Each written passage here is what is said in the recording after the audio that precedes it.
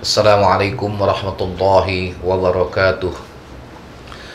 Bismillahirrahmanirrahim. Alhamdulillahirabbil alamin wassalatu wassalamu ala asyrafil anbiya'i wal mursalin sayyidina wa maulana Muhammadin wa ala alihi wa sahbihi ajma'in.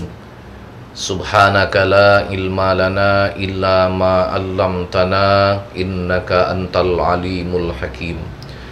Wa qala rabbi shrah li sadri wa yassir li amri wahlul 'uqdatam min lisani yafqahu qawli, amma ba'du. Para pemirsa MTSA Channel dimanapun berada, yang pada hari ini semoga kita senantiasa dalam berkah dan rahmat Allah Subhanahu wa taala. Alhamdulillah, kembali kita ditakdirkan Allah dapat kembali bertemu di channel ini, masih di dalam bulan Ramadan yang berkah. Mudah-mudahan kita semua pada akhirnya dapat menjadi kelompok orang-orang yang tergolong menjadi finalis-finalis Ramadan yang pada akhirnya mendapatkan predikat tattaqun di hadapan Allah Subhanahu wa taala. Tanpa terasa hari terus berlalu.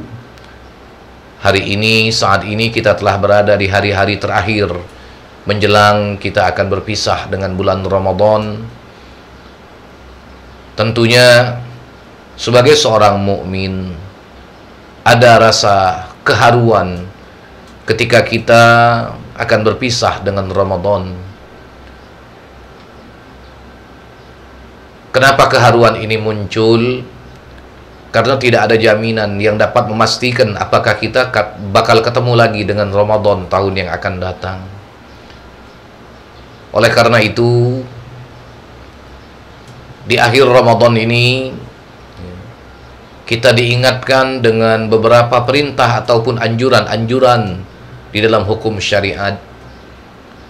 Di antaranya adalah dengan penunaian zakatun nafsi yang kita kenal dengan sebutan zakat fitrah. Belumlah sempurna rangkaian amaliyah Ramadan ketika kita cuma berpuasa 1 bulan penuh di bulan Ramadan. Ketika kita menghidupkan malam-malam Ramadan dengan tadarus Al-Quran, dengan qiyamul lail, salat tarawih, salat witir, atau salat-salat sunnah yang lain. Manakala di akhir Ramadan ada kewajiban nafsiyah yang belum kita tunaikan, maka melalui kesempatan tayangan ini Ana mengingatkan bahwa kita punya kewajiban yang lain sebagai bentuk kepedulian, kepekaan kita terhadap orang-orang yang tidak mampu yang ada di sekitar kehidupan kita. Kita diingatkan dengan penunaian zakat fitrah sebagai bentuk zakatun nafsi untuk membersihkan diri kita, untuk membersihkan nafsu kita dari sifat-sifat tercela.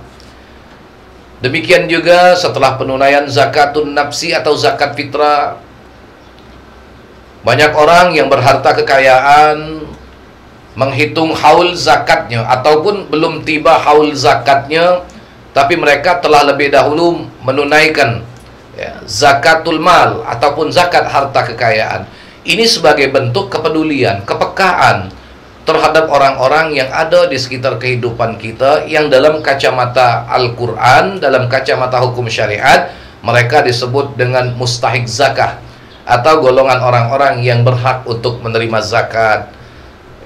Sebab belumlah sempurna rangkaian amalia Ramadan kita ketika kita meninggalkan Ramadan, ketika kita berpisah dengan Ramadan berhari raya Idul Fitri, sementara di sekitar kehidupan kita masih banyak orang-orang yang butuh uluran tangan kepekaan kita. Ternyata mereka berhari raya dengan kondisi yang sangat memprihatinkan. Sebagian orang menganggap berhari raya itu disimbolkan dengan pakaian-pakaian yang baru, dengan pakaian yang bagus, disimbolkan dengan begitu banyaknya makanan-makanan jamuan. Sebenarnya simbol hanyalah sekedar simbol, tetapi itu bukan nilai yang memastikan kalau orang-orang yang punya simbol-simbol itu adalah mereka yang berhari raya. Tidak, sekali lagi tidak, saudara-saudara. Laisal id liman labisal jadid, innamal id liman ta'atahu yazid. Sesungguhnya siapa orang yang berhari raya? Laisal id liman labisal jadid. Bukanlah orang yang berhari raya itu adalah orang yang memakai pakaian yang baru. Innamal id liman ta'atahu yazid. bahwasanya orang yang berhari raya dengan sesungguhnya adalah liman ta'atahu yazid. Itulah siapa orang yang ketaatannya kepada Allah Subhanahu wa taala selalu bertambah dan bertambah untuk mendekatkan diri kepada Allah Subhanahu wa taala. Sesungguhnya inilah orang yang berhari raya dengan sebenar-benarnya. Sesungguhnya buat seorang muslim yang namanya hari raya itu setiap hari, ya. Sesungguhnya hari raya bagi seorang yang beriman adalah setiap hari yang dia isi dengan ketaatan kepada Allah, yang dia isi dengan amal soleh, yang dia isi dengan tebaran nilai-nilai kebaikan. Inilah hari raya buat orang yang beriman. Jadi sebenarnya orang beriman itu berhari rayanya setiap hari, ya. Bukan cuma sekedar di hari raya Idul Fitri atau di hari raya Idul Adha, ya. Adalah setiap hari di mana dia la ya'sillah, dia tidak bermaksiat kepada Allah Subhanahu wa taala. Maka sungguh itulah hari raya buat dirinya. Tapi tidak sedikit orang-orang yang merayakan hari raya, tapi justru adalah mereka orang-orang pelaku maksiat. Mereka adalah orang-orang yang ahli mudarat. Justru mereka orang yang lebih dahulu mensibukkan diri dengan berbagai macam bentuk usaha dan upaya untuk memeriahkan tibanya Idul Fitri. Namun sesungguhnya mereka bukanlah orang yang merayakan Idul Fitri di hadapan Allah Subhanahu wa taala. Sempurna rangkaian ibadah Ramadan kita sempurnakan dengan menghidupkan malam hari raya dengan bertakbir, mengumandangkan nama Allah Subhanahu wa taala. Dan belum lagi dianggap sempurna berhari raya ketika seluruh rangkaian amaliyah Ramadan pada tanggal 1 Syawal belum kita sempurnakan dengan melaksanakan sholat sunat Idul Fitri. Terlebih Idul Fitri kali ini kita rayakan di tengah-tengah pandemi COVID-19. Tidak sedikit orang-orang yang merasa khawatir. Maka walaupun di tengah pandemi COVID-19, tentunya tidak menjadi sesuatu yang menghalangi kita untuk melaksanakan sholat sunat Idul Fitri. Sebab dalam hukum syariat salat sunat Idul Fitri bukan hanya di masjid, tapi bisa kita laksanakan di tanah lapang untuk menghidupkan syiar agama. Allah sudah mengatakan, "Wa may yu'azzim sya'airallah fa innaha min taqwal qulub." Barang siapa yang mengagungkan syiar-syiar agama Allah Subhanahu wa taala, termasuk melaksanakan salat Id di tanah lapang, ini bagian daripada untuk menghidupkan syiar agama. Maka sesungguhnya itu kata Allah min taqwal qulub, adalah sesuatu yang muncul dari ketakwaan di dalam hati seorang hamba Allah Subhanahu wa taala. Kalaupun tidak bisa kita melaksanakan di tanah lapang, di masjid atau di mushola, salat Id pun tetap bisa kita laksanakan di rumah tempat tinggal kita masing-masing bersama keluarga yang kita cintai. Artinya, selama waktunya masih sepanjang waktu pelaksanaan salat duha, maka sepanjang itu pula pelaksanaan salat Id masih diperbolehkan dan tidak terikat oleh batasan tempat. Artinya bukan cuma di masjid, di musola atau di langgar, di tanah lapang, tapi di rumah kita sendiri pun boleh, ya. Nah, maka selesai kita menunaikan salat Id, ya. Rasanya belum lagi sempurna rangkaian amaliyah Ramadan kita setelah kita bersilaturahmi dengan saling memaafkan, dengan saling mengunjungi minimal dengan jiran tetangga terdekat, ya. Kita tahu para pemirsa yang dirahmati Allah Subhanahu wa taala, sesungguhnya silaturahmi ini adalah bagian dari ajaran agama. Banyak ayat-ayat Allah Subhanahu wa taala dalam Al-Qur'an yang memerintahkan dan mengingatkan kita agar kita menjaga dengan baik nilai-nilai silaturahmi. Dan tidak sedikit hadis-hadis Rasul sallallahu alaihi wasallam yang memerintahkan kita untuk menjaga silaturahmi, bahkan menjadikan silaturahmi ini sebagai tolak ukur nilai ketakwaan dan keimanan seseorang di hadapan Allah Subhanahu wa taala. Apalah artinya kita sepanjang bulan Ramadan beribadah, membaca Al-Qur'an dan salat-salat sunat, tapi ternyata kita di hari raya termasuk orang-orang yang memutuskan silaturahmi. Tetapi ketika kita tidak mampu bersilaturahmi, ya, karena alasan kekhawatiran di tengah merebaknya pandemi COVID-19, apakah ini termasuk orang yang memutuskan silaturahmi? Tak boleh mudik, tak boleh pulang kampung, atau apalah bahasanya? Ada yang pakai bahasa mudik, ada yang pakai bahasa pulang kampung. Apakah ini termasuk bagian daripada memutuskan silaturahmi? Tidak.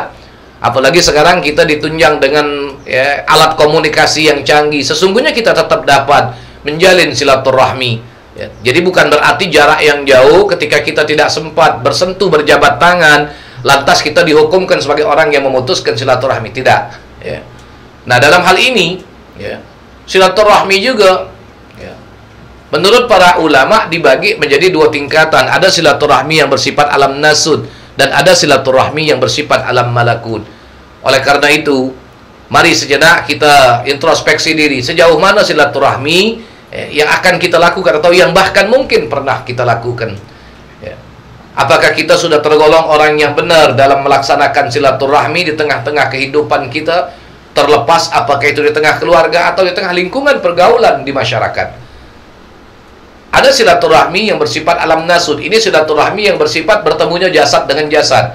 Ketika seseorang berjabat tangan, atau barangkali ada di antara kita yang cipika-cipiki. Ya, kalau laki-laki sama laki-laki tidak masalah.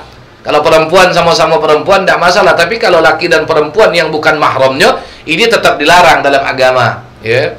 Kenapa? Ya, karena tidak ada hubungan mahram. Ya. Alasannya cuma sekedar niat yang silaturahmi. Niat yang baik bersilaturahmi juga tetap harus memperhatikan aturan-aturan hukum syariat. Ya. Nah, oleh karena itu, kita di dalam syariat Islam, walaupun tidak dapat berjabat tangan, sesungguhnya yang menentukan nilai silaturahmi itu adalah hati. Apalah artinya tangan kita berjabat tangan kalau di dalam hati kita masih menyimpan bibit-bibit hasad kedengkian. Apalah artinya kita mengulurkan tangan berjabat tangan kalau ternyata di dalam hati kita masih menanamkan bibit-bibit dendam. Ya. Maka itu para ulama membagi silaturahmi menjadi tingkatan yang kedua. Itulah silaturahmi yang bersifat alam malakut. Artinya apa? Silaturahmi yang memang benar bersumber minal qalbi ilal qalbi. Silaturahmi dari hati ke hati. Bukan cuma sekedar tangan yang berjabat tangan, tapi adanya ketulusan hati untuk meminta maaf dan adanya kelapangan hati untuk memberikan maaf.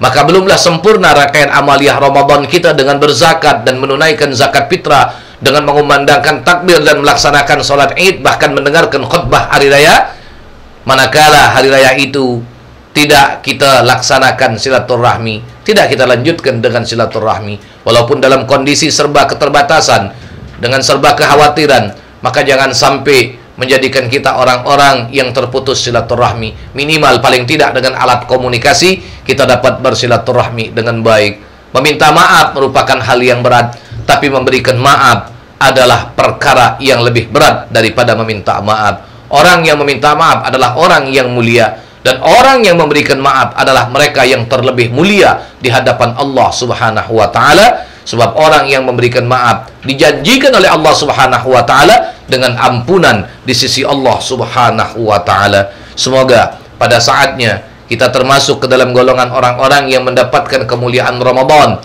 dan termasuk ke dalam golongan orang-orang yang mendapatkan keberkahan Ramadan, termasuk menjadi finalis-finalis Ramadan yang pada akhirnya masuk ke dalam gerbang tattaqun, menjadi golongan orang-orang yang mendapatkan predikat takwa di hadapan Allah Subhanahu wa taala dengan melaksanakan rangkaian amaliyah Ramadan, bersilaturahmi. Ingat, kita tidak boleh larut dalam berhari raya, tetapi masih ada satu sunnah Rasul sallallahu alaihi wasallam yang tidak kalah hebatnya, yang menjadi penyempurna rangkaian amaliyah Ramadan. Kita tidak boleh larut di dalam merayakan berhari raya kalaulah kita belum mengikutinya dengan melaksanakan berpuasa sunnah 6 hari di bulan Syawal. Man shoma Ramadan summa atba'ahu sittan min Syawal kana kasiyamid dahri. Barang siapa yang berpuasa Ramadan, kata Rasulullah, kemudian dia mengikutinya dengan berpuasa sunnah 6 hari di bulan Syawal, maka nilainya seolah-olah dia telah berpuasa selama 1 tahun. Mudah-mudahan Allah berikan kita kekuatan. Mudah-mudahan Allah Subhanahu wa taala karuniakan kita hidayah agar kita menjadi orang yang shaim, bukan hanya sebatas bulan Ramadan, tetapi di bulan Syawal kita pun mampu mengamalkan sunnah Rasulullah dengan berpuasa sunnah 6 hari di bulan Syawal. Akhirnya kami ucapkan selamat ya untuk yang merayakan hari raya Idul Fitri, tapi janganlah kita menjadi orang-orang yang larut sementara ketaatan kita tidak pernah bertambah di hadapan Allah Subhanahu wa taala. Dan semoga kita semua termasuk orang-orang yang kembali kepada fitrah pada saatnya nanti, kembali kepada kesucian. Lebih dan kurang mohon maaf pada Allah Subhanahu wa taala, mohon ampun. Hadza ma aqulu lakum wal afu minkum. Wassalamualaikum warahmatullahi wabarakatuh.